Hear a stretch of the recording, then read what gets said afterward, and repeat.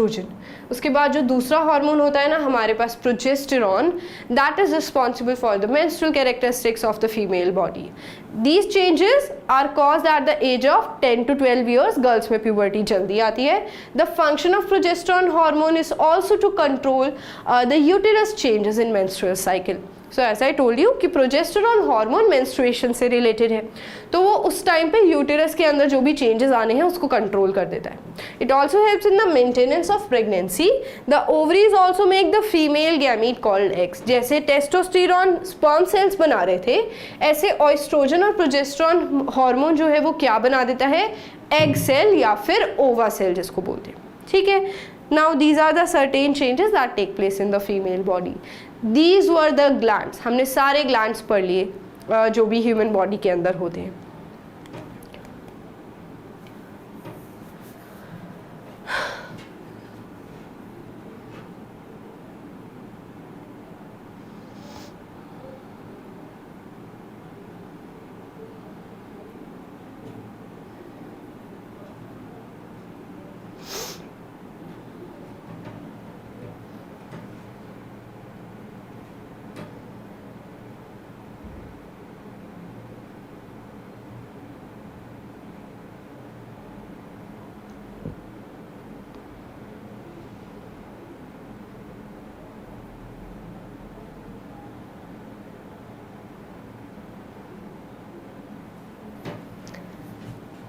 But these glands need some management also. इन glands को ना एक मैनेजमेंट चाहिए कि कब कितना अमाउंट का हार्मोन सिक्रीट करना है, क्योंकि इनका लेवल जो है वो ऑप्टिमम होना चाहिए हमारी बॉडी के अंदर, ना ही बहुत कम और ना ही बहुत ज़्यादा।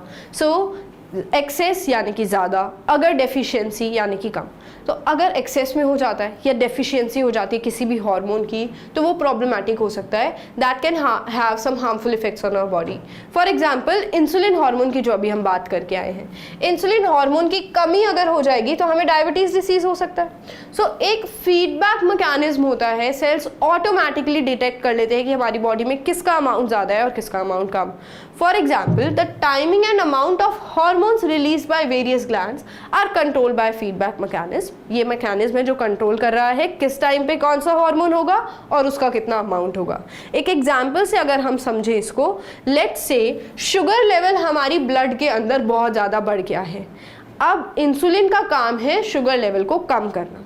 तो जो पेनक्रियाज ग्लैंड के सेल्स हैं वो डिटेक्ट कर लेंगे कि ब्लड के अंदर शुगर का लेवल बढ़ा हुआ है, it needs the hormone insulin. तो पेनक्रियाज जल्दी से अपना काम करना शुरू कर देगा और इंसुलिन हार्मोन सिक्रीट करना शुरू कर देगा।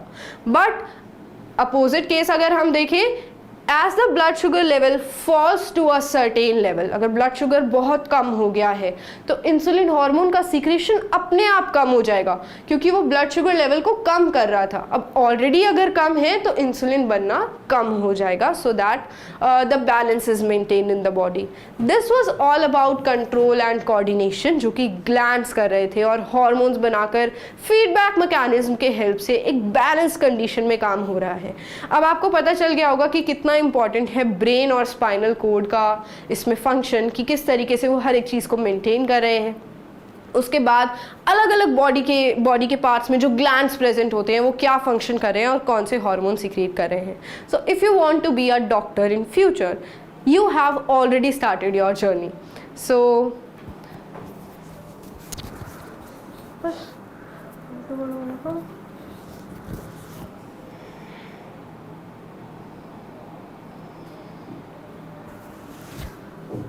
You have already started your journey को के बाद से करना। After studying human beings we will now shift to plants, और हम देखेंगे कि कंट्रोल एंड कोऑर्डिनेशन प्लांट्स में कैसा होता है और कितना डिफरेंट होता है हमसे।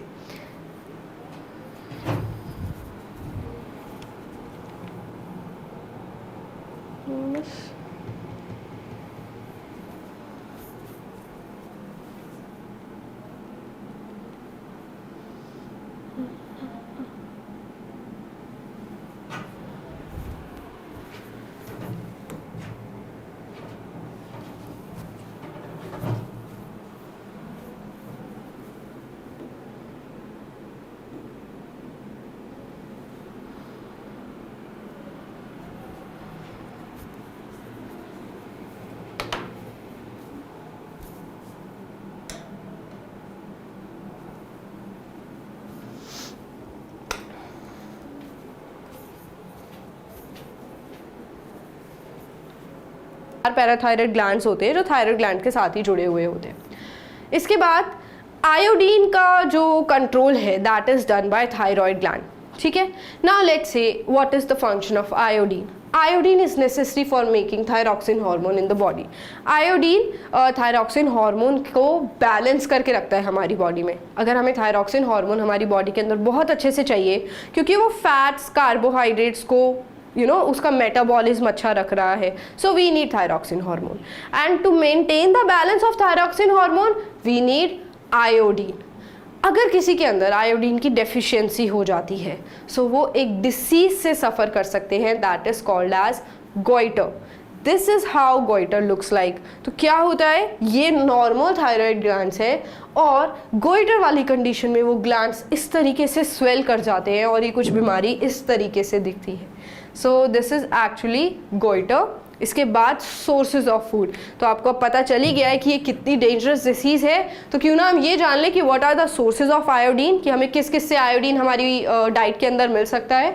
These are certain food, seaweed के अंदर, COD के अंदर, whole milk also, yogurt also, and the major sources actually table salts which are labelled as iodise. जो नमक हम खाते हैं जिसमें एड में भी क्लेम किया जाता है that it is very pure and it has iodine, so it is the main source of iodine in our body.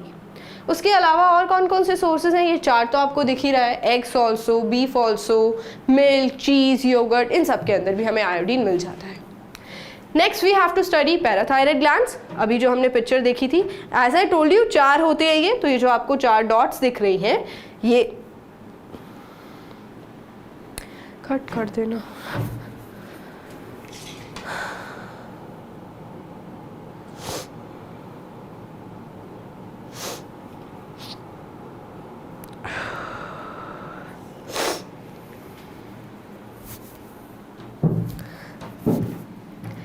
Next है पैराथायरॉयड ग्लैंड्स। जैसे कि मैंने आपको बताया था कि ये विंड पाइप में लोकेटेड होते हैं थायराइड के साथ, और दे आर 4 इन नंबर। तो ये जो है ये विंड पाइप आपको दिख रही होगी और 4 आपको पैराथायरॉयड ग्लैंड्स भी दिख रहे होंगे। इसके बाद देखो what is the function. Actually they are 4 small parathyroid glands embedded in the thyroid gland. तो थायराइड ग्लैंड था, उसी के अंदर आपको छोटे छोटे 4 पैराथायरॉयड ग्लैंड्स दिख गए। ये हार्मोन बनाते हैं, तो इसी के नाम से हार्मोन आ गया पैराथोहॉर्मोन। Parathormone. The function of parathormone is to regulate calcium and phosphate levels in the body. Since you know हमारी बोन्स के लिए बहुत इंपॉर्टेंट है कैल्शियम और फॉस्फेट, तो इसके लेवल्स को मेंटेन करने के लिए जो हार्मोन रिस्पॉन्सिबल है हमारी बॉडी के अंदर दैट इज पैराथोहॉर्मोन। ये हार्मोन पैराथायरॉयड ग्लैंड से रिलीज होता है और ये ग्लैंड थायराइड ग्लैंड के ही अंदर प्रेजेंट होते हैं, जो कि विंड पाइप में हमें दिख जाते हैं। उसके बाद है इसी से रिलेटेड, बच्चे अक्सर कंफ्यूज हो जाते हैं थायराइड और थाइमस में। दिस इज थाइमस ग्लैंड, जो कि नीचे की साइड थोड़ा सा लोकेटेड है। थायराइड ग्लैंड ऊपर होता है, that lies in the lower part of the neck and upper part of the chest. इसकी एग्जैक्ट लोकेशन हो गई। And this gland secretes the hormone known as thymus hormone which plays a role in the development of the immune system of the body. I hope आपको पता होगा immune system क्या होता है। The system which is actually acting as the soldier of our body. ये जितने भी foreign particles होते हैं उससे हमें प्रोटेक्ट करता है। इस सिस्टम का नाम है immune system.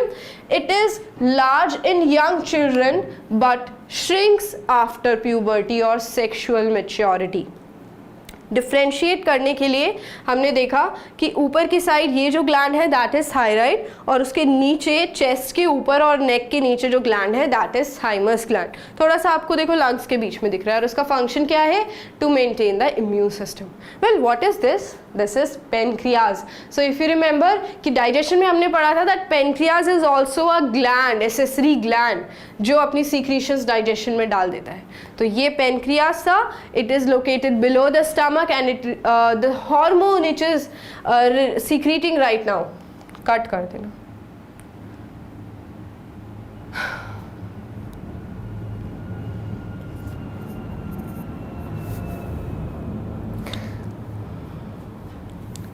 Well, which hormone is this? Oh no, फिर से कट कर देना। Can you guess which gland is this? It is of course pancreas. So if you remember कि हमने पढ़ा हुआ है pancreas एक accessory gland होता है जो digestion में help करता है. यहाँ पर pancreas जो है that is also a very important gland that is present just below the stomach and it secretes the hormone insulin.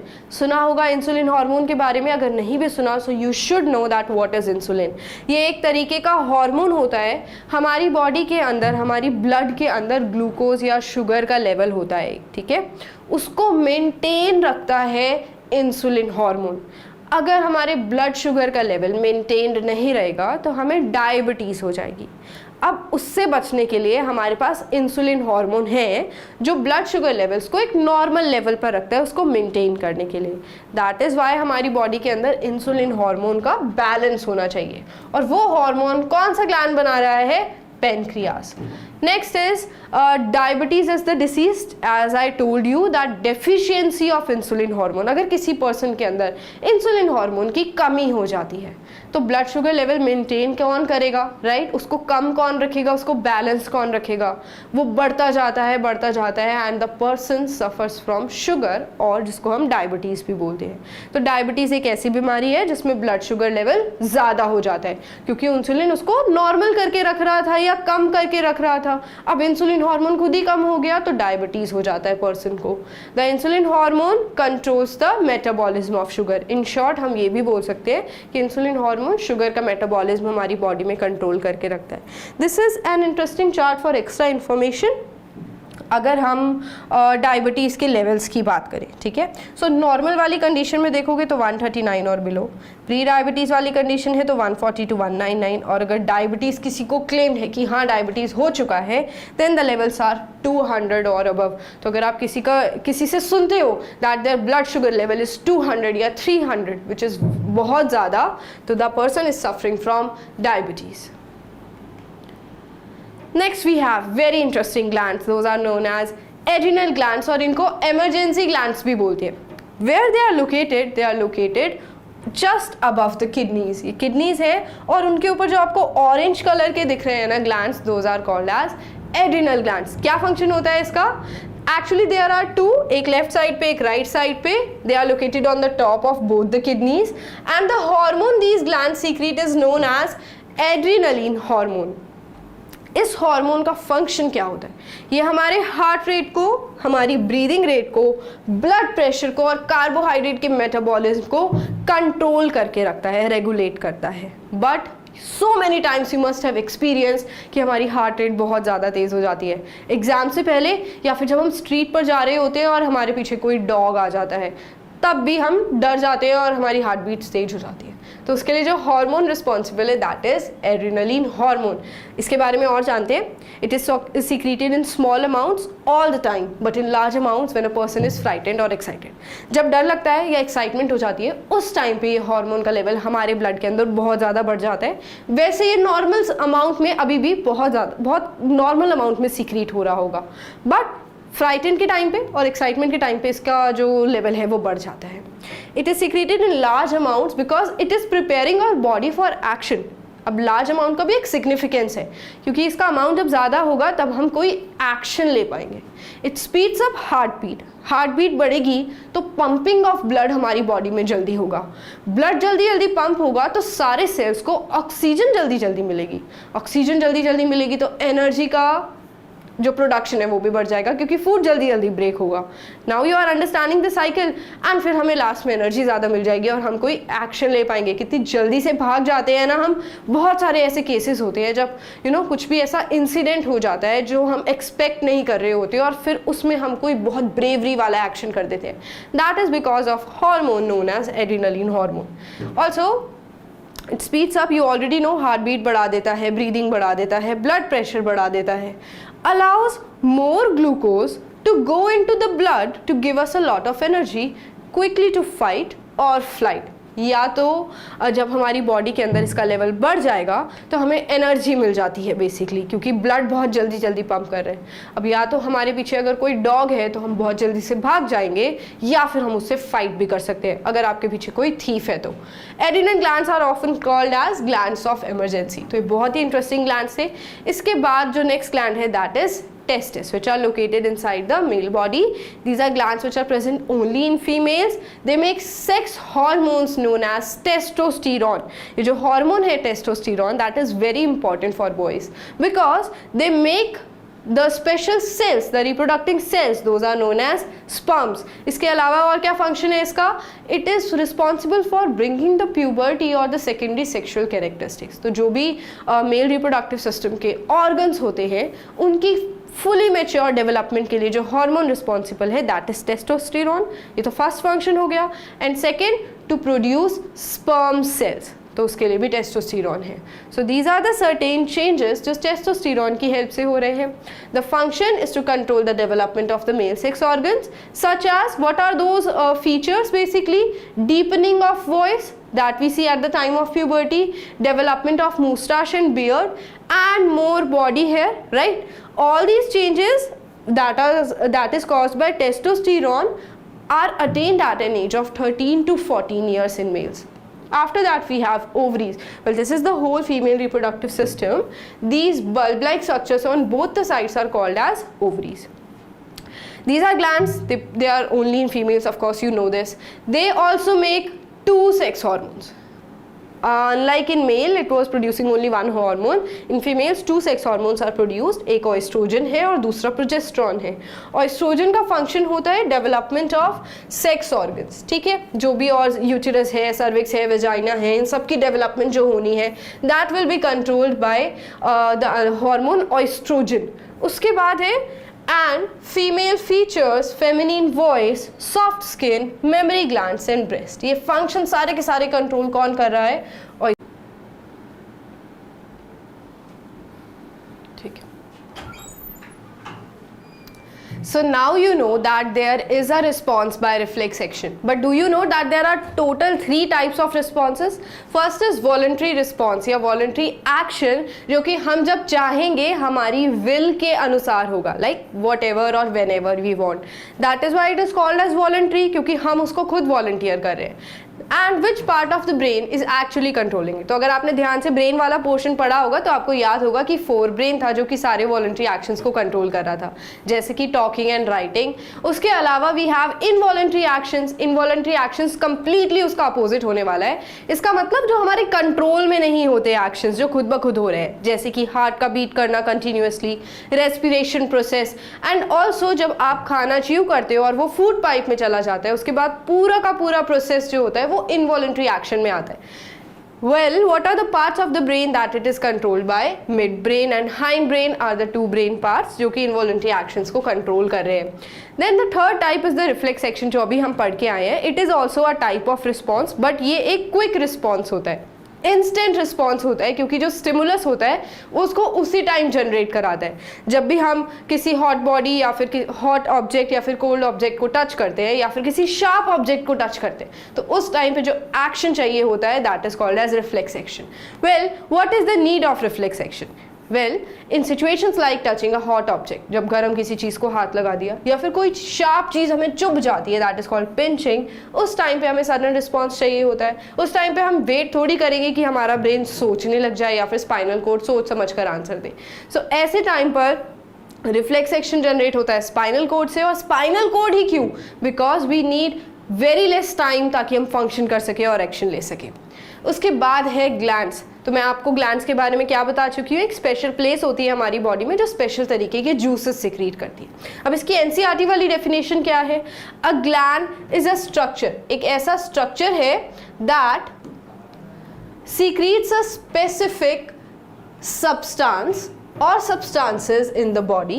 A gland is made up of group of cells or tissues and there are two types of glands in the body. तो इतना आपको समझ आया कि एक तरीके का specific particular substance बनाएंगे and ये group of cells यानी कि tissues से बने हुए होते हैं. उसके बाद देखो there are two types of glands. One is exocrine glands and दूसरे होते हैं एंडोक्राइन ग्लैंड्स. ये जो डायग्राम है ये एंडोक्राइन ग्लैंड्स का है और ये जो डायग्राम है ये एक्सोक्राइन ग्लैंड्स का है. आपको डायग्राम से बना के नहीं आने हैं और इनको देख के डरना बिल्कुल भी नहीं है, सिर्फ हम इसका मीनिंग समझेंगे. इसमें देखो अगर हम एक्सोक्राइन ग्लैंड्स की बात करें so those will be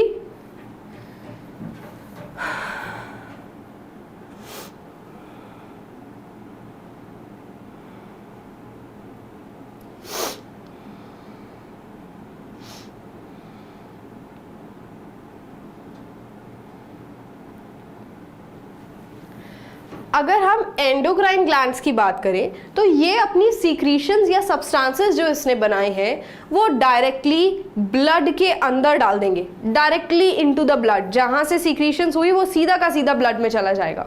but whereas if we talk about exocrine glands तो ये डक्ट यानी कि ट्यूब्स के अंदर अपनी सीक्रीशंस को ऐड करते हैं, डायरेक्टली ब्लड के अंदर नहीं डालते।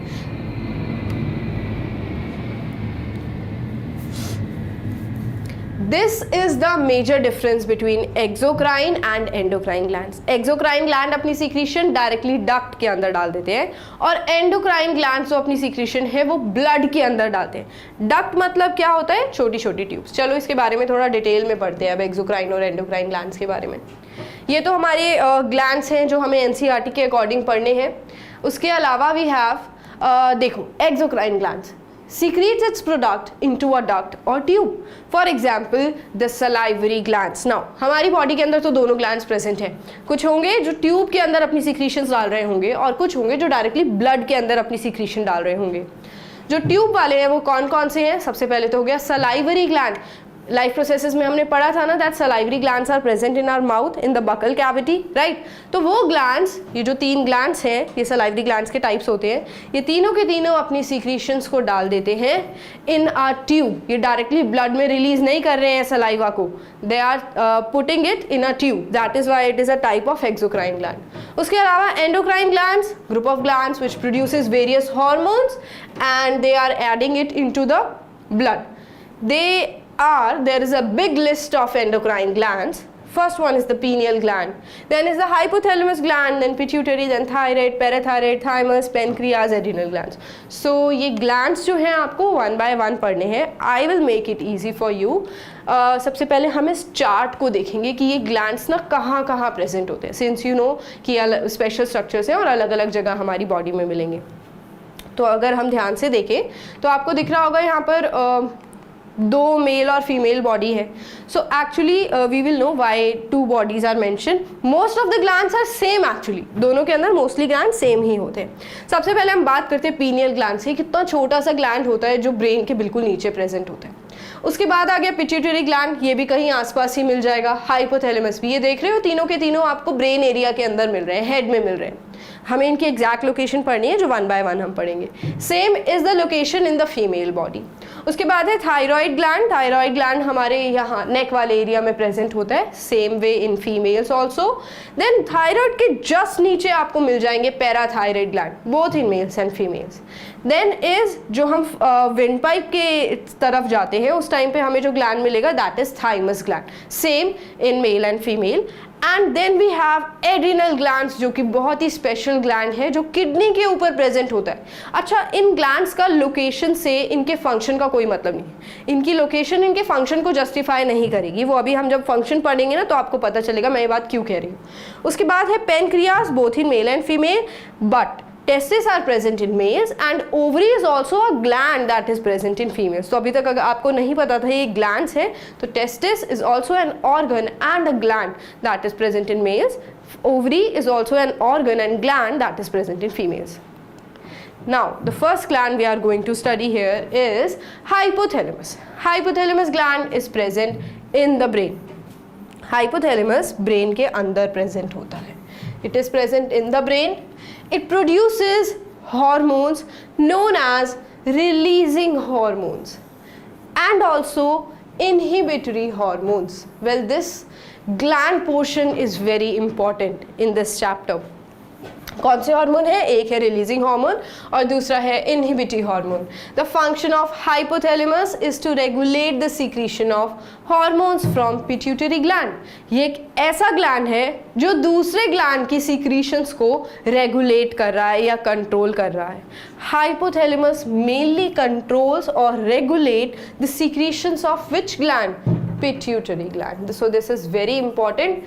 That is how hypothalamus controls the pituitary hormones. So basically hypothalamus pituitary gland के hormones को control करने के लिए जाना जाता है और आपको location तो इसकी पता ही है कि ये mid brain का part था। इसके बाद कौन सा gland है हमारे पास? Pituitary gland. Again a very beautiful illustration for you. This is your whole brain. और यहाँ पर जो आपको छोटा सा bulb जैसा structure दिख रहा है that is your pituitary gland. Pituitary gland जो होता है that is present just below the brain and बहुत सारे हार्मोन सीक्रेट करता है, और इसका एक जो बहुत इंटरेस्टिंग हार्मोन है that is the growth hormone. Well the name itself suggest that it is a growth hormone. इसका मतलब ये हमारी बॉडी में ग्रोथ के लिए रिस्पॉन्सिबल है, राइट। हाइट की बात करें अगर हम, या फिर बोन्स और सेल्स या टिश्यूज की ग्रोथ की बात करें, तो भी this hormone is responsible. It controls the development of bones and muscles. And now again you can see ये ब्रेन के यहाँ पर छोटा सा जो बल्ब जैसा स्ट्रक्चर प्रेजेंट है that is your pituitary gland. So growth hormone है, so you must have seen, हाँ चाहिए,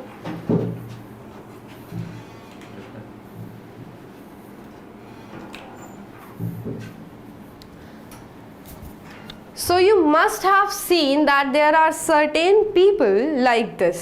He is the tallest man in the world and he is the shortest man in the world. इनके अंदर जो growth hormones थे वो थोड़े से मिसबैलेंस हो गए थे। Well this is called as dwarfism. Dwarfism मतलब जब हाइट बहुत ज़्यादा छोटी हो जाती है, and this is called dwarfism का उल्टा that is the tall height, जो अगेन नॉर्मल से ज़्यादा टॉल वाली हाइट की हम बात कर रहे हैं। That is because of some imbalance of the growth hormone जो कहाँ रिलीज होता है, पिट्यूटरी ग्लैंड में।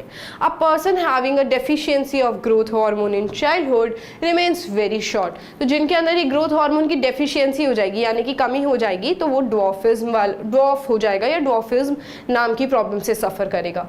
On the other hand a person having too much growth hormone becomes tall और जाइंट, और इसको जाइंटिज्म भी बोलते हैं। सो आपको समझ आया, यहाँ पर हम क्या पढ़ रहे हैं, ग्रोथ हार्मोन जो हाइट के लिए रिस्पॉन्सिबल है, बोन्स और मसल्स की ग्रोथ के लिए रिस्पॉन्सिबल है, and it is present in pituitary gland.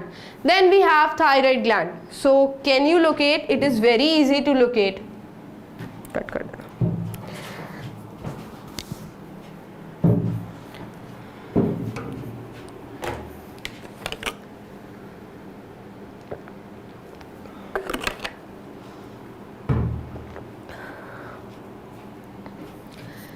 Next is thyroid gland.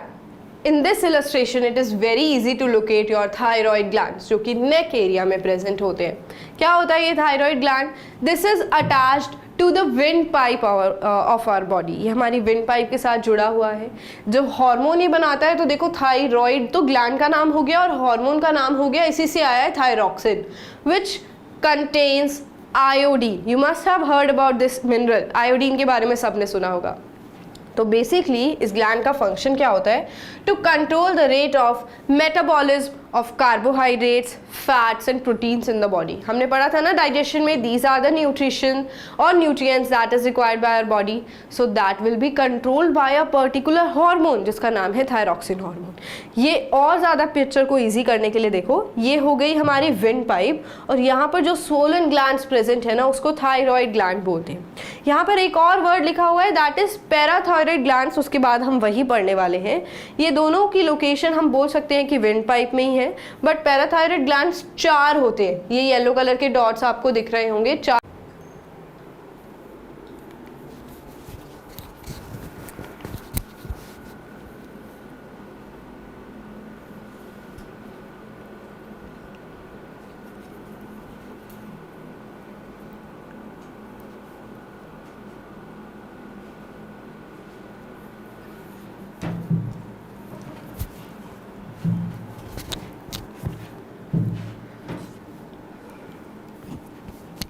अब आपको रिस्पॉन्सेस के बारे में तो पता चल ही गया है। तो basically there are 3 types of responses. Voluntary response होते हैं जो कंट्रोलेबल होते हैं, जो हमारे एक्शंस होते हैं, जो हम चाह कर करते हैं, those are called as voluntary actions. और रिस्पॉन्सेज ये कंट्रोल करता है forebrain, for example talking and writing, ये हम कुछ चाहेंगे तभी करेंगे, राइट। उसके बाद है नेक्स्ट हमारे पास इनवॉलंटरी। इनवॉलंटरी रिस्पॉन्सेज कौन से होते हैं, जो हमारे कंट्रोल में ही नहीं होते, and that will be controlled by, अभी हम पढ़ के आए हैं, midbrain and hindbrain. For example beating of a heart और वॉमिटिंग और रेस्पिरेशन और the food that we are taking inside our mouth. जब वो फूड पाइप में आ जाता है तब हम उसको रोक नहीं सकते। So that type of action is known as involuntary action. और एग्जाम्पल सोच सकते हो आप क्या क्या आपकी बॉडी में हो रहा है जो हमारे कंट्रोल में नहीं है, अपने आप हो रहा है। उसके बाद नेक्स्ट हमारे पास है रिफ्लेक्स एक्शन। रिफ्लेक्स एक्शन भी एक तरीके का रिस्पॉन्स है जो कि स्पेशली कंट्रोल किया जाता है बाय स्पाइनल कोड, क्योंकि ये क्विक रिस्पॉन्स होता है, ब्रेन तक नहीं जाता, स्पाइनल कोड ही काम खत्म करके भेज देता है। जैसे कि already no withdrawal of hand on touching any hot object. उसके बाद we have what is the need for reflex action, कि क्या ज़रूरत है रिफ्लेक्स एक्शन की। In situations like touching any hot object or maybe pinching etc., a sudden response is required so that we can save our body. Reflex action is generated from spinal cord instead of brain so that the time taken for the action is reduced. जो time लग रहा है वो कैसा होने वाला है, कम होने वाला है। ओके झंडू कर तो रही हूँ।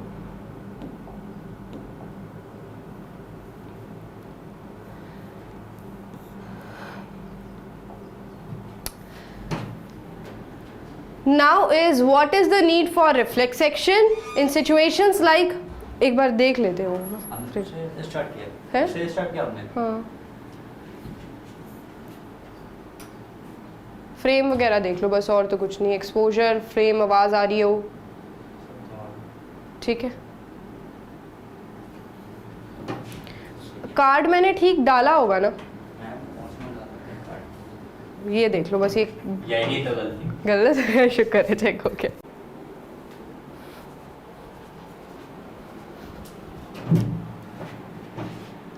ये जो रिसेप्टर सेल्स होते हैं ये हमारी बॉडी में अलग अलग जगह प्रेजेंट होते हैं और कुछ रिसेप्टर्स के नेम्स भी हैं। फॉर एग्जांपल हमारी आईज के अंदर जो रिसेप्टर प्रेजेंट हैं उनको बोलते हैं फोटो रिसेप्टर्स। फोटो रिसेप्टर्स का मतलब क्या होता है, फोटो का मतलब होता है लाइट और रिसेप्टर्स हो गए वो स्पेशल सेल्स। तो लाइट को रिसीव करने वाले सेल्स का नाम क्या हो गया, फोटो रिसेप्टर्स। और इनका बेस्ट काम कहाँ होगा हमारी बॉडी के अंदर, ऑफ कोर्स आईज में होगा। तो इसीलिए ये हमारे देखने में हेल्प करते हैं और ये कहाँ प्रेजेंट होते हैं, आईज में प्रेजेंट होते हैं। इसके बाद दूसरे रिसेप्टर्स कौन से प्रेजेंट है, ईयर। ईयर के अंदर जो रिसेप्टर्स प्रेजेंट होंगे जिनका काम स्पेशली होता होगा सुनने का, वो वाले रिसेप्टर्स को बोलते हैं phono receptors. Those receptors are called as phono receptors. Phono मतलब साउंड, रिसेप्टर वो स्पेशल सेल्स जो सुनने में हेल्प करते हैं, ठीक है। सो इनका बेस्ट काम कहाँ होने वाले, ईयर में, इसीलिए ये कहाँ प्रेजेंट होंगे, ईयर के अंदर प्रेजेंट होंगे। इसके बाद है नेक्स्ट स्किन। हमारी पूरी बॉडी के ऊपर स्किन टिश्यू है ना, जो आउटर मोस्ट लेयर है दैट इज स्किन। तो इसके ऊपर जो रिसेप्टर्स प्रेजेंट होते हैं उनको बोलते हैं थर्मो रिसेप्टर्स। वैसे थर्मो का मतलब क्या होता है, heat, right. So heat receptors, इनका नाम है थर्मो रिसेप्टर्स। ये पूरी स्किन के ऊपर प्रेजेंट होते हैं और हर तरीके के स्टिमुलस को रिस्पॉन्ड करते हैं।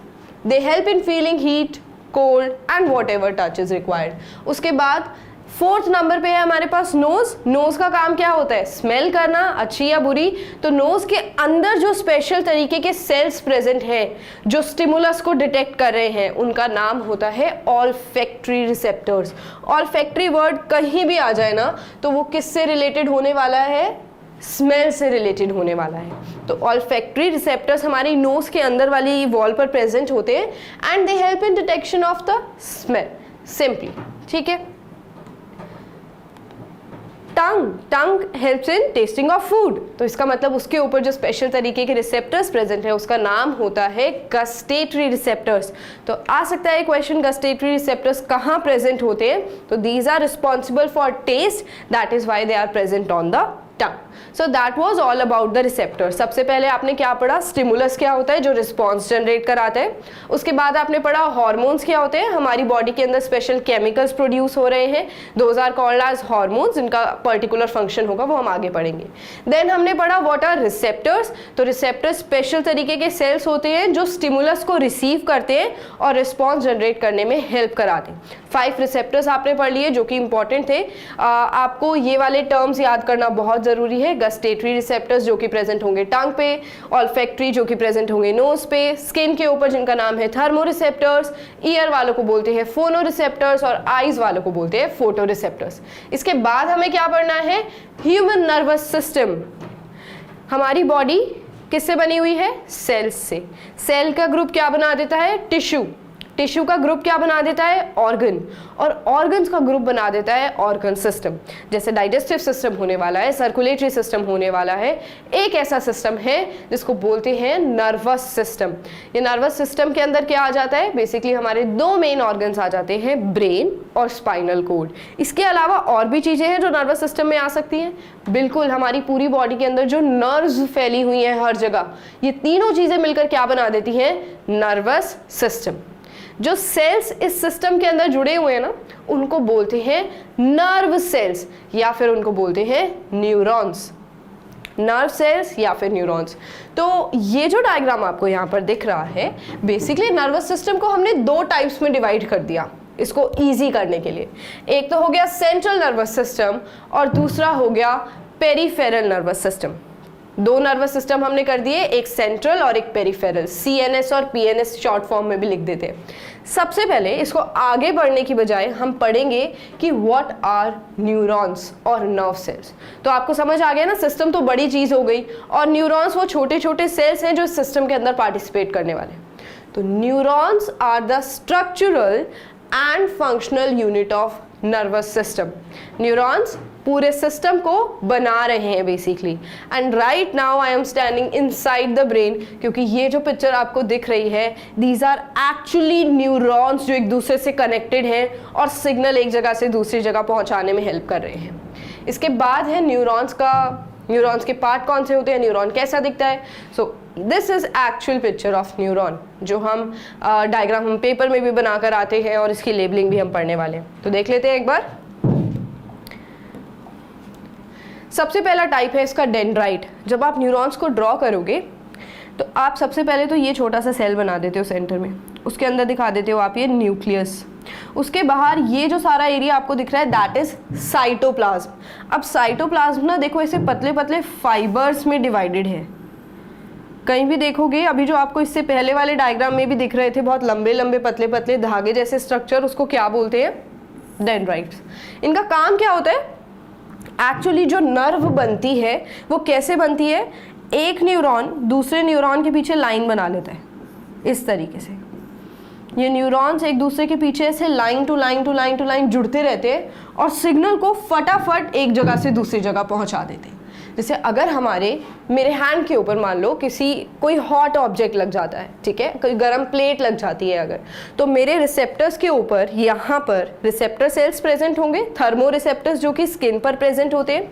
उसके अंदर एक नर्व जा रही होगी जो मैसेज को जल्दी से लेकर जाएगी सेंट्रल नर्वस सिस्टम तक और उसको बताएगी that body has touched a hot plate, and then my brain will tell that it is very dangerous, remove your hand, और तभी मैं क्या करूँगी, अपने हाथ को वहाँ से हटा लूँगी। तो एक सिग्नल जाता है और ब्रेन बोलता है that it is harmful, and then एक सिग्नल वापस आता है और मेरी मोटर नर्व्स के पास आता है, मतलब मेरे मसल सेल्स के पास आता है और फिर मैं अपना हाथ वहाँ से हटा लेती हूँ। कितनी जल्दी होता है ना ये action, it is because of these neurons जो इतना क्विकली काम करते हैं और मैसेज को जल्दी से पहुँचा कर वापस आ जाते हैं। तो अब समझ आया होगा आपको। तो ये कनेक्टेड कैसे हैं, एक के पीछे एक जुड़े हुए हैं ये। So this is a single neuron. यहाँ पर ये जो डेंड्राइट्स होते हैं ना, ये बहुत इंपॉर्टेंट है क्योंकि यही इंफॉर्मेशन को सबसे पहले लेते हैं।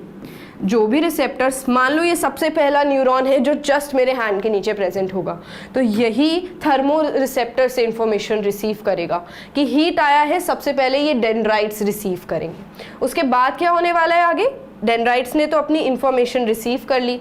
नेक्स्ट पार्ट आता है cell body. This whole area is actually your cell body.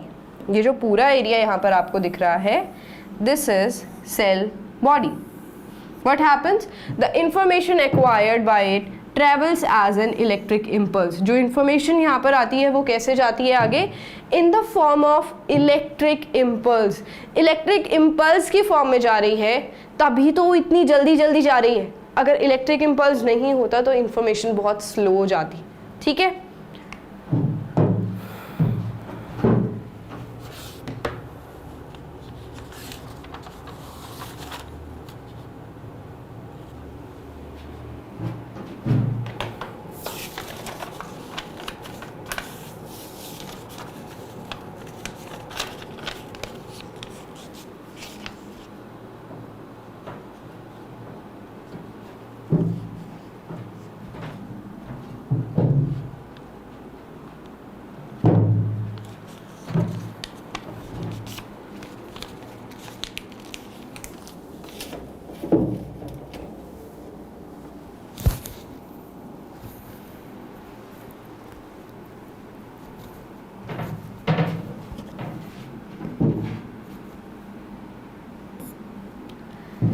The next very important part of neuron is an axon. What is the meaning of axon basically? ये जो डेंड्राइट्स यहाँ पर फैले हुए थे साइटोप्लाज्म में से निकलते हुए, उसमें से एक सबसे बड़ा डेंड्राइट आगे की साइड जा रहा होता है. That is called as axon. It is the longest fiber that is present on the cell body. And इसका काम क्या है? वही यहाँ पे जो इंफॉर्मेशन आई थी ना, उसको आगे पास ऑन करना और लास्ट में दूसरे न्यूरॉन को दे देना. तो मैसेज जो जा रहा है वो लंबी सी ट्यूब कौन सी है? एक्सॉन. द लॉन्गेस्ट फाइबर और the longest dendrite is known as axon. It transmits electric impulse, cell body से आगे ट्रांसफर कर देगा. इट मे बी माइलिनेटेड और non myelinated, and impulse transmission is faster in myelinated neurons. Now what is this myelin? ये आपको pink colour के boxes दिख रहे हैं ना इसके ऊपर, that is actually a special covering जिसको बोलते हैं myelin sheath. myelin sheath ये इसके ऊपर जब प्रेजेंट होगी, कुछ न्यूरॉन्स होते हैं जिनके ऊपर ये पिंक कलर के बॉक्सेस प्रेजेंट होते हैं, कुछ न्यूरॉन्स होते हैं जिनके ऊपर ये बॉक्सेस प्रेजेंट नहीं होते. जिनके ऊपर प्रेजेंट होंगे उनको बोलते हैं माइलिनेटेड, और जिनके ऊपर नहीं होते उनको बोलते हैं non myelinated. So we can write, इसको लेबल करके आप यहाँ पे लिख सकते हो that it is actually your myelin sheath. Now what is the function of this myelin sheath? This also helps in transporting the signal, transfer of signal और message. but अगर माइलिनेटेड न्यूरॉन है तो उस टाइम पे signal बहुत जल्दी जाएगा as compared to non myelinated neurons जिनके अंदर माइलिन शीथ नहीं है. These were the main parts of neuron. I am repeating for you. ये हो गया सेल बॉडी, इस वाले को साइटोप्लाज्म बना देना. ये जो आपको फाइबर्स दिख रहे हैं इनको डेंड्राइट्स बोलते हैं. Their main function is to receive all the information. इसमें से जो सबसे लंबा फाइबर जा रहा होता है उसको बोलते हैं एक्सॉन. एक्सॉन के ऊपर एक शीथ प्रेजेंट होती है जिसको बोलते हैं माइलिन शीथ, एंड कुछ में नहीं भी प्रेजेंट होती, उनको नॉन माइलिनेटेड न्यूरॉन्स बोल देते हैं. उसके बाद लास्ट में देखते हैं क्या हो रहा है. Can you see this diagram? ये आपको पीछे दिख रहा होगा. Actually this portion was your nerve ending. क्या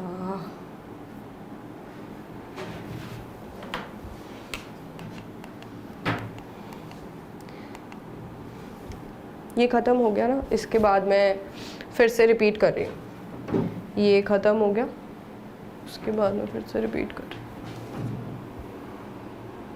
12:26.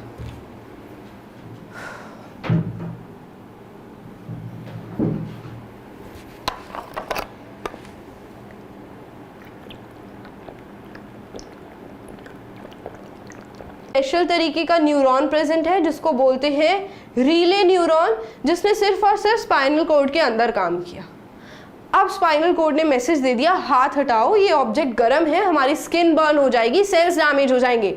तो यहाँ पर मैसेज वापस जाता है. वो जो मैसेज वापस जा रहा है ना, वो कौन लेकर जा रहे हैं? अब मोटर न्यूरॉन्स, क्योंकि ये काम कराएंगे इसलिए इनका नाम क्या है? Motor neuron. और ये अपना काम खत्म कहाँ पर करेंगे? हमारे इफेक्टर वाले एरिया पर, जो कि इस सिचुएशन में क्या है? हमारी मसल्स. हम अपने हैंड को कैसे मूव कर सकते हैं? With the help of muscles, right? तो मसल को ही तो जाकर बताना पड़ेगा कि हाथ हटा लो, वो गर्म है. तो that will be done by motor neurons.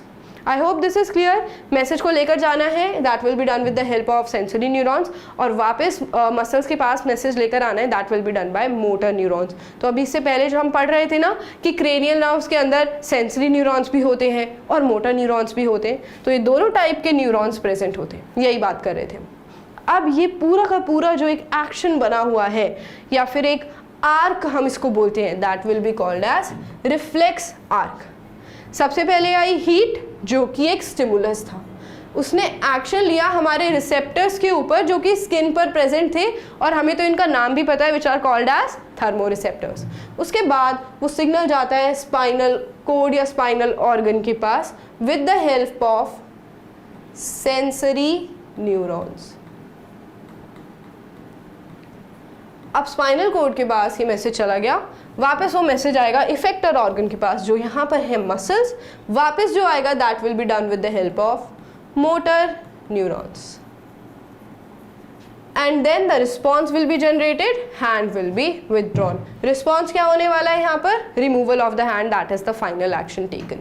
So this was very important question, reflex arc किसको बोलते हैं और रिस्पॉन्स किसको बोलते हैं, सब इसमें से क्लियर हो जाएगा। ये डायग्राम बहुत इंपॉर्टेंट है, ये जो आप फ्लो चार्ट ऐसे बनाकर आएंगे ये भी बहुत इंपॉर्टेंट है।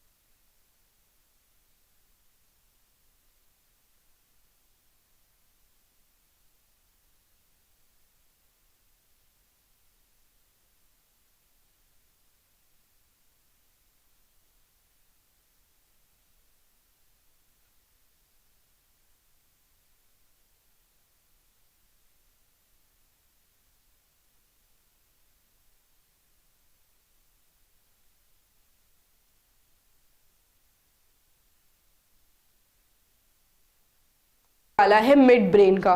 तो आपको दिख रहा होगा ये जो एरिया है ना, this is actually mid brain, और इसके अंदर ये एरिया जो है, this area is actually hypothalamus. ये एक ग्लैंड है, तो हम इसकी स्टडी और ज़्यादा डिटेल में बाद में करेंगे।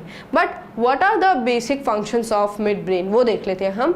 हाइपोथैलेमस इज रिस्पॉन्सिबल, ये लोकेटेड कहाँ पर है, आपको इस चैप्टर के अंदर सारे ग्लैंड्स और ऑर्गन्स की लोकेशन भी पता होनी चाहिए। फॉर एग्जाम्पल सेरिब्रम जो था वो तो एंटीरियर ब्रेन का पार्ट हो गया। एंटीरियर मतलब आगे वाला और पोस्टीरियर मतलब बैक साइड वाला, ठीक है। सो फोर ब्रेन मतलब आगे वाला पार्ट हो गया ब्रेन का, एंड मिड ब्रेन है तो ये सेंटर में प्रेजेंट होगा। हाइपोथैलेमस की लोकेशन हम डिसाइड कर रहे हैं, तो it is located at the base of cerebrum. Okay, it is located at the base of cerebrum. ये आपका सेरिब्रम हो गया ना, इसका बेस हो गया ये वाला एरिया, वहां पर आपको मिल जाएगा hypothalamus. It controls the sleep and wake cycle of the body. तो हम अपने आप उठ जाते हैं, नींद आने लग जाती है, हमारी बॉडी काम करके अपने आप एक पर्टिकुलर टाइम पे टायर्ड होने लग जाती है। तो एक साइकिल है जो हमारी बॉडी कंट्रोल कर रही है अपने आप, that is because of hypothalamus gland जो कि मिड ब्रेन का पार्ट है। उसके अलावा it also controls the urge for eating and drinking. तो जो भी हमें भूख लगती है या फिर हम थर्स्टी फील करते हैं, that is also controlled by hypothalamus gland. उसके बाद नेक्स्ट जो हमें लास्ट रीजन पढ़ना है हमारे ब्रेन का, that is hind brain. Hind brain के भी 3 पार्ट्स हैं।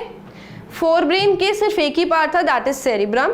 मिड ब्रेन का एक ग्लैंड है हाइपोथैलेमस, बट जो हमारा हाइंड ब्रेन है जो कि ब्रेन का पोस्टीरियर साइड पे प्रेजेंट होता है, यानी कि बैक साइड पे प्रेजेंट होता है, उसके 3 मेन ऑर्गन्स हैं।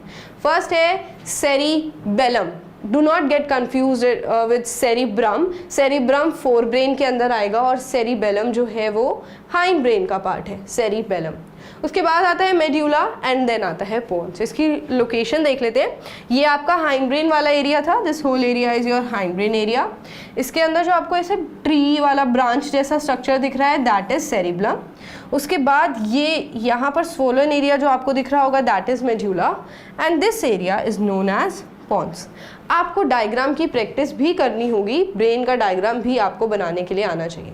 चलिए उसके बाद देखो सबसे पहले सेरिबेलम होता कहाँ पर है, लोकेटेड कहाँ पर है।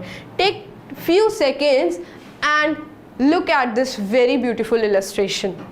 This thing is controlled by our brain. The way we are walking and controlling the actions, that is something controlled by our brain.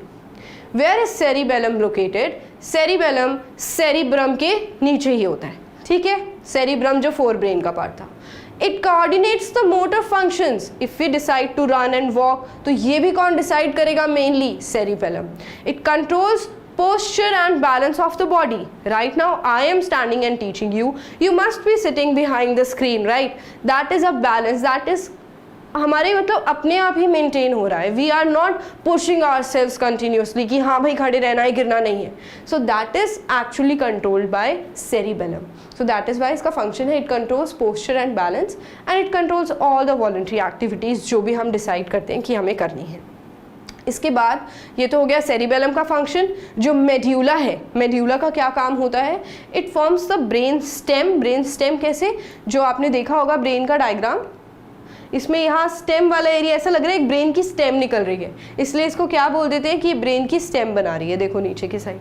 अच्छा ये जो नीचे आपको दिख रहा है इसके नीचे स्पाइनल कोड शुरू हो जाएगी, उसके बारे में पढ़ेंगे हम अभी. Medulla is known as brain stem. Okay, now it forms the brain stem. It lies at the base of the brain and continues into the spinal cord. ये जो मेड्यूला एरिया है ये ब्रेन के नीचे प्रेजेंट है और spinal cord से ऊपर प्रेजेंट है. मेड्यूला की लोकेशन आपको याद हो गई. उसके बाद देखो it controls involuntary functions. Cerebellum voluntary actions कर रहा था, जबकि मेड्यूला इनवॉलेंट्री फंक्शंस कर रहा है, जैसे कि hearing, heart beating, respiration, salivation and vomiting. ये सारे एक्शंस हमारे कंट्रोल में नहीं है. हम अभी चाहें तो कुछ भी इसको रोक नहीं सकते, राइट? आप अपने हार्ट बीट्स को खुद नहीं रोक सकते हो, आप रेस्पिरेशन को खुद नहीं रोक सकते हो. These activities will be continued in the body. So वो कौन से हैं? इनवॉलेंट्री एक्टिविटीज़ जो हमारे कंट्रोल में नहीं होने वाली हैं. And that is controlled by which part of the brain? Medulla actually. After that we have last part of hindbrain, that is pons. It also controls involuntary actions. ये भी involuntary actions control करता है, specially known for controlling respiration. कौन सा ऐसा organ है, अगर question आ जाता है, देखो रेस्पिरेशन मेड्यूला भी कंट्रोल कर रहा था, बट पॉन्स पर्टिकुलरली रेस्पिरेशन को कंट्रोल कर रहा है. सो अगर क्वेश्चन आ जाता है ना वन वर्ड में कि विच ऑर्गन या पार्ट ऑफ ब्रेन और region of brain is responsible for controlling the respiration process, the answer will be pons. Okay, now we have very beautiful another structure that is called spinal cord. हम central nervous system पढ़ रहे थे, उसके दो main organs थे, brain and spinal cord. Brain हमने पढ़ लिया, उसके तीनों रीजन्स पढ़ लिए हमने. Now we have spinal cord. Spinal cord brain के पीछे से ही एक्सटेंड हो रही होती है. This is another organ. कैसा स्ट्रक्चर है ये? एक्चुअली सिलेंड्रिकल स्ट्रक्चर होता है and it is in continuation with medulla. Medulla के नीचे से ही ये स्टार्ट हो जाता है. It is enclosed in a bony case called as vertebral column. जैसे हमारे ब्रेन की कवरिंग है क्रेनियम, इसी तरीके से जो स्पाइनल कोड है उसका भी एक बोनी स्ट्रक्चर होता है, एक प्रोटेक्टिव कवरिंग है जो होती है वर्टिब्रल कॉलम. तो ये जो पीछे वर्टिब्रल कॉलम हमारे प्रेजेंट होती है उसके अंदर ही प्रेजेंट होता है spinal cord. It is surrounded by membrane called meninges. This is also surrounded by meninges actually. Now इसमें से 31 pair of nerves are coming out from spinal cord. कितने पेयर ऑफ नर्व्स निकल रहे हैं? 31 pair of nerves, also known as spinal nerves. It is concerned with spinal reflections. It helps in conduction of nerve impulses to and from the brain. So आप spinal cord के बारे में अभी इतना जान सकते हैं दैट ब्रेन बड़े एक्शंस के लिए रिस्पॉन्सिबल है. सोचना है, अगर आपको डिसाइड करना है कि आपको 10th के बाद कौन सी स्ट्रीम लेनी है, सो दैट इज समथिंग जो आपका ब्रेन डिसाइड करेगा. बट अगर आपका हाथ किसी हॉट प्लेट पे लग गया है या फिर आपने एक्सीडेंटली किसी आयरन नेल या निडल के ऊपर पैर रख दिया है, तो कितनी जल्दी आपको एक्शन लेना होता है. वो जो क्विक एक्शंस होते हैं ना, वो स्पाइनल कोड कंट्रोल करता है. एंड स्पाइनल कोड के अंदर बहुत बहुत सारे नर्व्स हैं जिनको क्या बोलते हैं, एक्चुअली 31 नर्व्स हैं जिनको स्पाइनल नर्व्स भी बोलते हैं. So we have completed central nervous system. दोनों ऑर्गन्स हमने पढ़ लिए, ब्रेन भी पढ़ लिया और स्पाइनल कोड भी पढ़ लिया. उसके बाद है हमारा another system that is peripheral nervous system. क्या होता है इस सिस्टम के अंदर?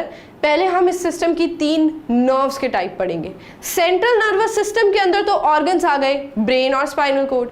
पेरिफेरल नर्वस सिस्टम के अंदर सारी नर्व्स आ जाती हैं जो नर्वस सिस्टम को पूरा कर रही हैं. वो नर्व्स कौन कौन सी हैं? पहली हो गई स्पाइनल नर्व्स, दूसरी है क्रेनियल नर्व्स एंड थर्ड है visceral nerves. Spinal nerves arise from the spinal cord. नाम में ही आ रहा है ना, तो कितनी जल्दी याद हो जाएगा. स्पाइनल नर्व्स स्पाइनल कोड से निकल रही हैं and most of the length of the spinal cord and spread through out the body. Actually spinal nerves तो हमारी बॉडी के अंदर प्रेजेंट है, स्पाइनल कोड से निकल रही होती हैं और हर जगह फैल जाती हैं. दूसरी आती है क्रेनियल नर्व्स. ये जो क्रेनिया वर्ड है ये हमारे ब्रेन के लिए यूज़ होता है. तो actually cranial nerves are present in the brain. They arise from the brain and spread throughout the head. हमारे पूरे हेड के अंदर cranial nerves है and they carry both sensory and motor neurons. इनके अंदर neurons you already know क्या होते हैं. तो इनके अंदर सेंस करने वाले न्यूरॉन्स भी हैं और मोटर न्यूरॉन्स भी हैं. आपको मैं अभी इस स्लाइड के बाद बताने वाली हूँ कि सेंसरी और मोटर न्यूरॉन्स क्या होते हैं. आप अभी के लिए याद रख सकते हैं कि ये न्यूरॉन्स इसके अंदर प्रेजेंट होते हैं. Visceral nerves हैं, they arise from the spinal cord also. They are connected to the internal organs of the body. हमारी बॉडी के से कनेक्टेड है and they also carry both sensory and motor neurons. Let me repeat for you. Peripheral nervous system के अंदर 3 main nerves हैं. पहली है spinal nerve जो स्पाइनल कोड से निकल रही होंगी और हमारी पूरी बॉडी के अंदर स्प्रेड हो चुकी है. उसके बाद है क्रेनियल नर्व जो कि स्पेशली हमारे ब्रेन और हेड रीजन में होती है और कहीं नहीं होती है, इसीलिए इनका नाम है क्रेनियल नर्व्स.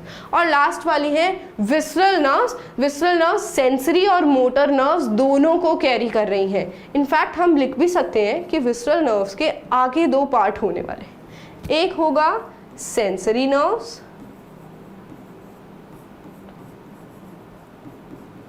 और दूसरे होने वाली है motor nerves. Now you should know what is the meaning of reflex action. This is something a part of peripheral nervous system or nervous system also. Reflex action वही quick action होता है जो हम सडनली ले लेते हैं जब भी हमारी बॉडी के ऊपर कोई स्टिमुलस आता है. It is a quick, sudden and immediate response or action of the body stimulus की वजह से. For example, knee jerk, the way this doctor is doing, that is called knee jerk, and withdrawal of hand on touching an object, and hot object basically. Okay, let us study about this in detail. जो भी example मैं आपको बार-बार दे रही हूँ और sensory neuron क्या होते हैं, motor neuron क्या होते हैं, वो अभी clear हो जाएगा. The pathway through which nerve impulse pass during the reflex action is called as reflex arc. बहुत इंपॉर्टेंट क्वेश्चन भी है. आपको ये डायग्राम दिख रहा होगा. ये जो ऑब्जेक्ट है यहाँ पर ये हॉट है, गर्म है. गलती से इस पर्सन का हैंड यहाँ पर लग गया, ठीक है. हमारी स्किन के ऊपर थर्मो रिसेप्टर्स प्रेजेंट होते हैं. वो थर्मो रिसेप्टर्स अब एक्टिवेट हो जाएंगे क्योंकि यहाँ पर जो हीट थी that is actually the stimulus. उस हीट ने हमारी स्किन के ऊपर जो थर्मो रिसेप्टर्स प्रेजेंट थे उसको क्या कर दिया, एक्टिवेट कर दिया. Now there will be neurons जो हमने बनाए थे उस टाइम पे, अभी पढ़ के आए हैं हम. वो न्यूरॉन्स इस सिग्नल को फटाफट ऊपर लेकर जाएंगे स्पाइनल कोड के पास, क्योंकि एक रिफ्लेक्स एक्शन है, क्विक एक्शन है, तो स्पाइनल कोड ही इसको समझा देगी कि हाथ हटा लो, तो ये स्पाइनल कोड तक जाएगा मैसेज. अब जो सिग्नल को लेकर जा रहा है from body parts that is called as sensory neuron. जो लेके जाने वाला काम करेगा, जो सेंस करेगा actually, that is called as sensory neuron. तो जिसने सिग्नल को यहाँ से उठाया और उसने जिम्मेदारी ली कि हाँ मैं बता कर आऊँगा, that is actually sensory neuron. तो वो सिग्नल जाता है जाता है जाता है जाता है, यहाँ तक पहुँचने के बाद जो काम हो रहा है that is done by sensory neuron. ठीक है. स्पाइनल कोड के अंदर भी एक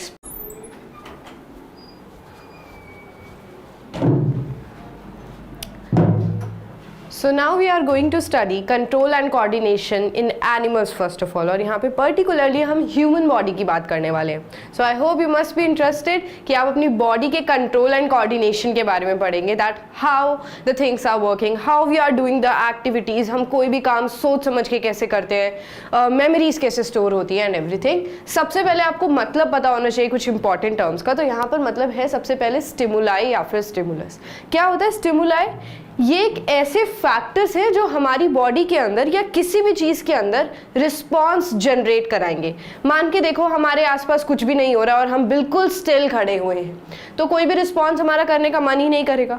वहीं पर अगर हमारे ऊपर कुछ स्टिमुलस आता रहे, हीट, कोल्ड, ऐसे स्टिमुलस अगर हमारी बॉडी को मिलते रहे तो हम उसके अगेंस्ट रिस्पॉन्ड करते हैं. उसी को स्टिमुलस बोलते हैं, वो फैक्टर्स जो रिस्पॉन्स जनरेट करवाए. एक बार देख लो इसकी definition. The factors which bring response और चेंजेस इन द एनवायरमेंट. जैसे कि लाइट, हम रात को जब सोते हैं तो लाइट बंद करके सोते हैं, और जब सुबह ममा लाइट्स ऑन कर देती हैं या फिर विंडो से सनलाइट आती है तो हमारी आइज़ किस तरीके से ब्लिंक करती हैं, वो एक तरीके का रिस्पॉन्स है. उसके अलावा हीट, कोल्ड, इसके अभी हम पढ़ेंगे रिस्पॉन्सेस. साउंड और स्मेल, इसको लेकर भी तो हम रिस्पॉन्ड करते हैं. जो बहुत तेज साउंड हमारे कानों में आती है तो हम अपने कानों को बंद कर लेते हैं, तो एक तरीके का स्टिमुलस है जो रिस्पॉन्स जनरेट करवा रहे हैं. So these are all the stimulus. इसके अलावा और स्टिमुलस भी होते हैं.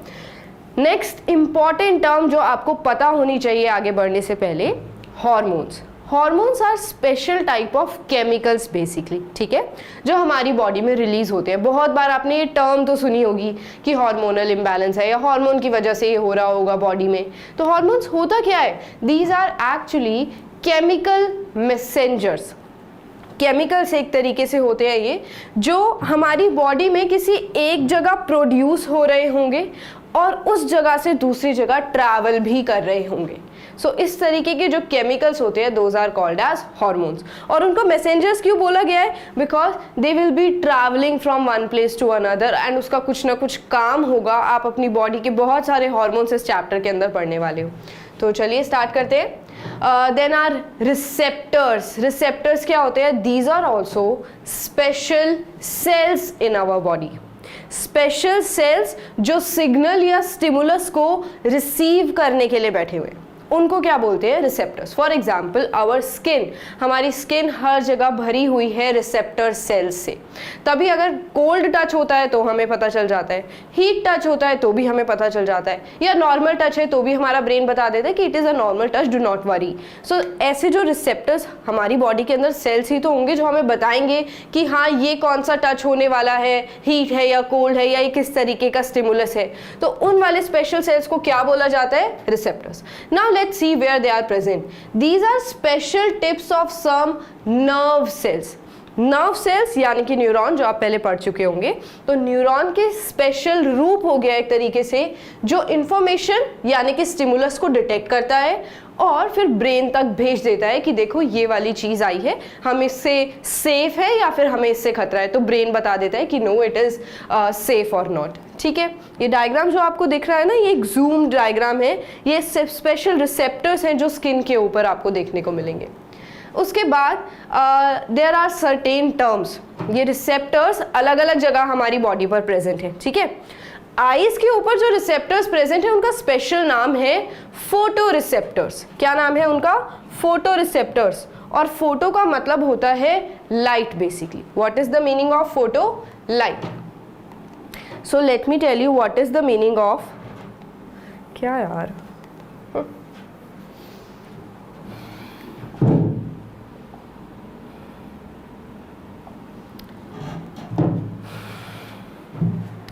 ये फोटो रिसेप्टर्स, ये रिसेप्टर्स वाला मैं रिपीट कर रही हूँ. एक बार देख लो ठीक आ रहा है कि नहीं.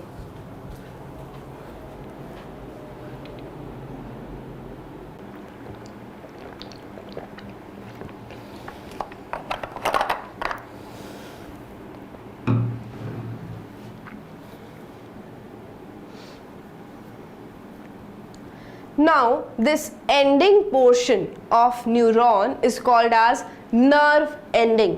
यहाँ पर क्योंकि नर्व सेल खत्म हो रहा है ना, तो इस एरिया को क्या बोल देते हैं, नर्व एंडिंग। ये आपको छोटे छोटे लोब्स दिख रहे होंगे, तो इसको जरा जूम करके देखें, दीज आर द लोब्स। ये सिंगल सिंगल लोब है, डू नॉट गेट कंफ्यूज। ये वाला जो लोब है ये फर्स्ट वाले न्यूरॉन का रहा होगा और ये वाला लोब अनदर न्यूरॉन का रहा होगा। Okay, now what is this, we are studying function of neuron. तो बेसिकली न्यूरॉन का काम क्या है, पहला फंक्शन क्या है, द इंफॉर्मेशन और signals from receptor is acquired at the end of the dendritic tip of nerve cell as chemical reaction that creates an electric impulse। बहुत difficult सी language लग रही होगी, but actually क्या होता है, let me make a neuron for you here। let's say ये एक neuron है, क्योंकि जल्दी से explain करना है तो मैं बड़ा गंदा सा न्यूरॉन बना रही हूँ। नहीं कट कर देना इसको।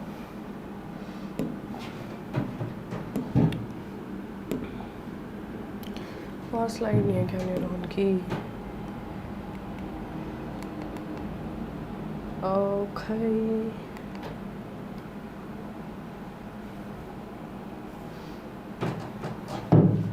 वो जो नर्व एंडिंग मैंने बोला है ना अभी, यहाँ पर खड़े होके जो मैं नर्व एंडिंग बता रही थी, उसको कट कर देना। इस वाले नर्व एंडिंग को कट कर देना। इसको मैं इसको फिर से रिपीट कर रही हूँ, वो मर्ज कर देना।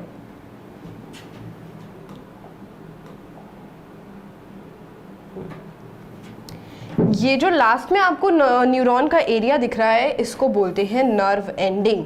यहाँ पर एक न्यूरॉन खत्म हो गया और इसके जैसा दूसरा न्यूरॉन बिल्कुल इसके पीछे प्रेजेंट होता है, और वो न्यूरॉन क्या करता है, जो इन्फॉर्मेशन इसमें से आई है वो लेने के लिए रेडी है basically. So these are the dendrites of the new neuron, and वो इस वाले डेंड्राइट से इंफॉर्मेशन ले लेगा और आगे पास ऑन करता रहेगा। दिस एरिया जहाँ पर इसके डेंड्राइट और इसका नर्व एंडिंग आपस में मिल रहे होते हैं, that is called as synapse. The gap between two neurons is known as synapse. Okay, so ये यहाँ से क्या कर रहा है, नर्व एंडिंग हो गई, इसने इंफॉर्मेशन जो दी वो नेक्स्ट वाले न्यूरॉन तक कैसे जाएगी, इसमें से जाएगी, इस तरीके से। इस वाली इंफॉर्मेशन को कौन ले लेगा, डेंड्राइट ले लेगा सेकंड वाले न्यूरॉन को, और इस तरीके से साइकिल चलती रहती है। तो देख लेते हैं डिटेल में what are the functions of neuron. The information और सिग्नल फ्रॉम रिसेप्टर्स, सबसे पहले से बात हो रही है, रिसेप्टर से बात हो रही है। जो इंफॉर्मेशन रिसेप्टर के पास आई है, that is acquired at the end of the dendritic tip of a nerve cell as chemical reaction that creates an electric impulse। तो वहाँ पे जो न्यूरॉन प्रेजेंट होगा उसके डेंड्राइट्स ने फटाफट से क्या ले ली, सारी इंफॉर्मेशन ले ली। Next, this impulse travels from the dendrite to the cell body and then at the end of the nexon, अभी हमने पढ़ा था ना, यहाँ से वो इंफॉर्मेशन आई और पूरे एक्सॉन तक चली जाएगी, and then what happens, there is a gap between two neurons। this point is very important, the gap between two neurons is called as synapse। and जो भी केमिकल इम्पल्स की फॉर्म में message जा रहा होता है या फिर इलेक्ट्रिक इम्पल्स की फॉर्म में मैसेज जा रहा होता है, मैसेज दो तरीके से जा सकता है। एक जाता है इलेक्ट्रिक इम्पल्स की फॉर्म में, यानी कि चार्ज की फॉर्म में मैसेज जा रहा होता है, और एक जाता है केमिकल इम्पल्स की फॉर्म में, यानी कि केमिकल्स मैसेज पहुंचा रहे होते हैं। तो ये दोनों इम्पल्स जो हैं वो एक न्यूरॉन से दूसरे न्यूरॉन में जाते हैं, और जो गैप प्रेजेंट होता है ना बीच में, दो न्यूरॉन्स के बीच में, उसको क्या बोलते हैं, साइनैप्स बोलते हैं। आगे देख लेते हैं।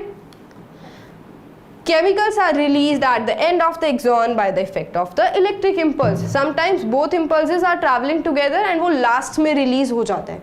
ये यहाँ पर डायग्राम देख रहे हो, This is how the actual neurons are working। यहाँ पे मैसेज दूसरे वाले के न्यूरॉन के पास जा रहा है। So coming next to the systems we have already done, first is central nervous system and second one is peripheral nervous system। अब हम central nervous system को थोड़ा डिटेल में पढ़ते हैं। सेंट्रल नर्वस सिस्टम दो पार्ट्स में डिवाइडेड है, बेसिकली दो ऑर्गन्स इसके अंदर आते हैं, एक आता है ब्रेन और दूसरा आता है स्पाइनल कोड।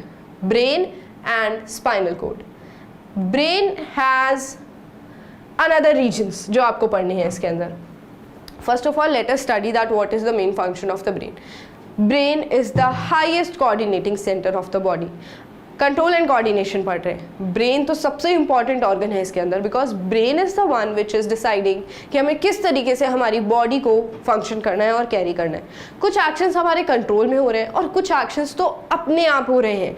उनको भी सिंक करने के लिए और अपने आप काम करने के लिए ब्रेन है जो अपने आप सारी चीज़ों को कोऑर्डिनेट करके ऑलरेडी बैठा हुआ है और हमें फील भी नहीं हो रहा। It is located inside the skull. इतना प्रीशियस ऑर्गन है हमारा, तो हमें इसको अच्छे से प्रोटेक्ट करके रखना है, राइट। तो सबसे पहले जो बोनी स्ट्रक्चर है जो हमारे ब्रेन को प्रोटेक्ट करके रख रहा है, दैट इज स्कल। ऑल्सो उसके नीचे एक और लेयर होती है जिसको बोलते हैं क्रेनियम। नेक्स्ट देखते हैं, brain is surrounded by 3 membranes called as meninges. These meninges are, ये देखो ये आपके एनसीईआरटी वाले ब्रेन का ही डायग्राम है।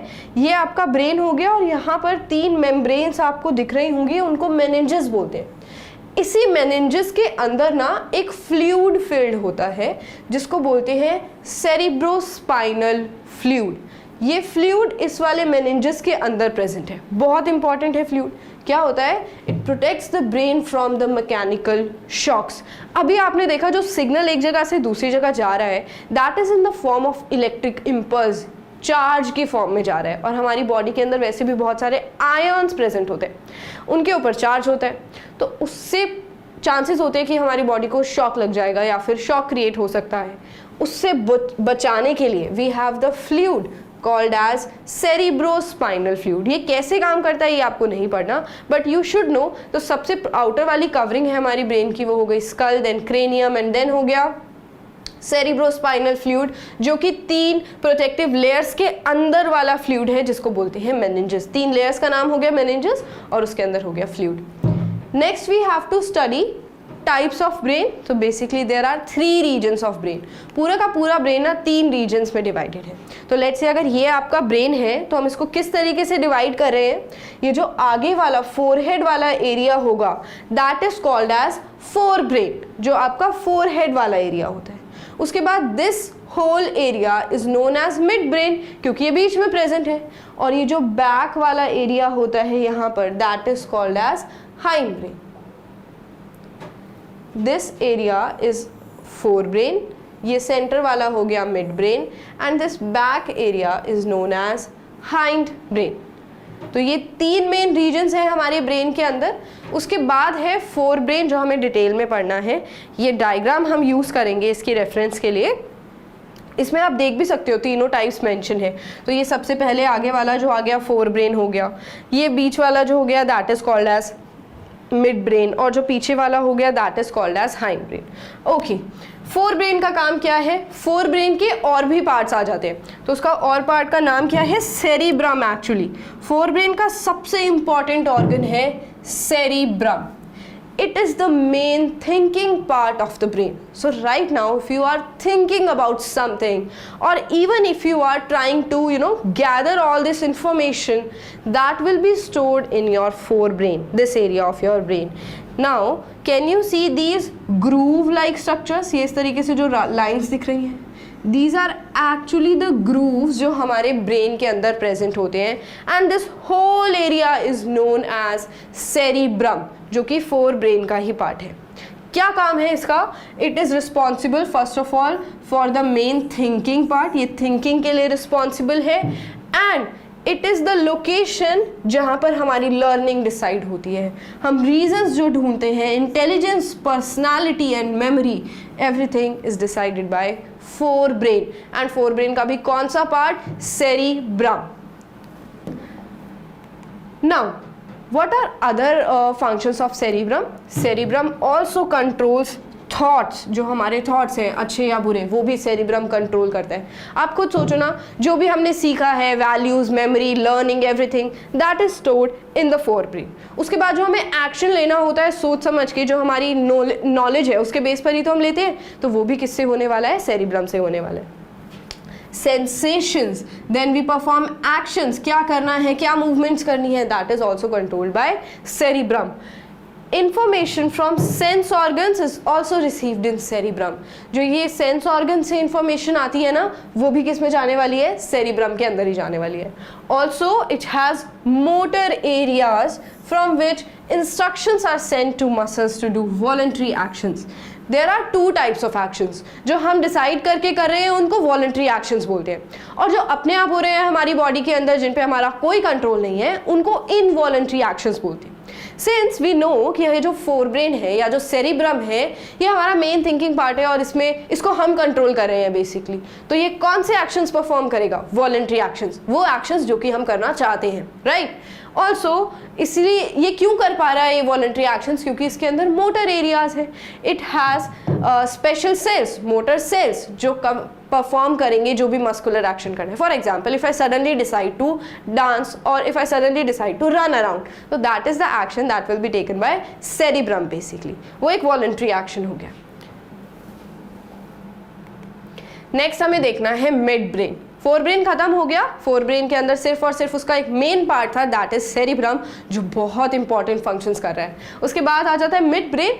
तो मिड ब्रेन के अंदर जो ग्लैंड प्रेजेंट है, ग्लैंड क्या था मैंने आपको प्रीवियस वीडियो में बताया था. Gland are special areas in our body जो एक तरीके का हार्मोन या केमिकल सीक्रीट करने वाले हैं. तो ग्लैंड्स आर स्पेशल एरियाज जिनका एक पर्टिकुलर टास्क होता है करने का. वो कुछ ना कुछ सीक्रीट करेंगे, कुछ जूस बनाएंगे, कुछ लिक्विड जैसा बनाएंगे, एंड उसके अंदर होंगे कुछ केमिकल्स या फिर हार्मोन्स जो अपना काम कर रहे होंगे, जो हमने लाइफ प्रोसेसेस में पढ़ा था. अब यहाँ पर क्या है? हाइपोथैलेमस, ये एक ग्लैंड है और ये मेन पार्ट होने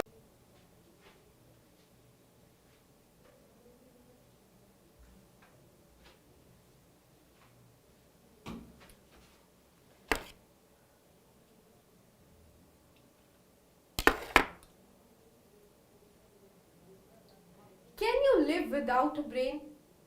Strange question, right? But yes, we can live with half of a brain or maybe 1/4 of it. You must be surprised after hearing this, but yes, brain के अंदर ना एक एबिलिटी होती है कि अगर हाफ ब्रेन भी प्रेजेंट है तो वो धीरे धीरे अडेप्ट कर लेता है और हमारे सिस्टम को किसी तरीके से फिर भी चलाने की कोशिश करता है, कंट्रोल एंड कोऑर्डिनेट करने की कोशिश करता है. हेलो बच्चों, वेलकम टू अपनी कक्षा.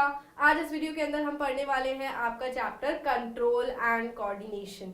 हम ये सिस्टम पढ़ेंगे कि किस तरीके से हमारी इतनी कॉम्प्लेक्स बॉडी, जिसका एक बहुत कॉम्प्लेक्स पार्ट ब्रेन सारी चीजों को कंट्रोल करके रखता है और दूसरे पार्ट्स के साथ कोऑर्डिनेट करके रखता है.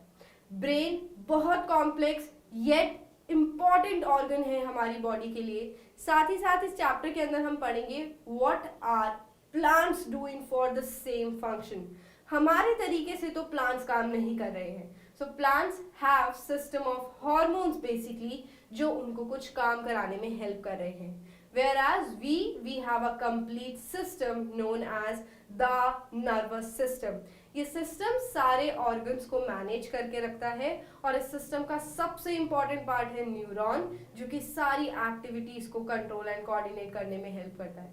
ये सिस्टम सिर्फ यहीं तक नहीं खत्म हो जाता, इसके पास brain, spinal cord and all the nerves जो हमारी बॉडी में हर जगह पर फैली हुई हैं वो भी इंक्लूडेड है. साथ ही साथ जो हम प्लांट्स के बारे में पढ़ने वाले हैं, प्लांट्स के पास तो कोई ब्रेन और स्पाइनल कोड नहीं है. सो उनके अंदर जो हार्मोन्स होते हैं वो उनकी सारी एक्टिविटीज को कंट्रोल कर रहे हैं. एक्टिविटीज जैसे कि फूड बनाना, जैसे कि मूवमेंट एनिमल्स के अंदर, जैसे कि रेस्पायर करना, गैसेस को एक्सचेंज करना, एक जगह से दूसरी जगह चीजों को भेजना यानी कि transportation. All these activities are controlled by this system. Chapter का नाम ही है कंट्रोल एंड कोऑर्डिनेशन. तो यहाँ पर हम उन एक्टिविटीज की बात करेंगे कि कौन सा ऑर्गन कौन सी एक्टिविटी को कंट्रोल कर रहा है, केमिकल्स कौन कौन से सीक्रेट हो रहे हैं हमारी बॉडी के अंदर और किस तरीके से हमारी बॉडी एक साथ मैनेज कर रही है.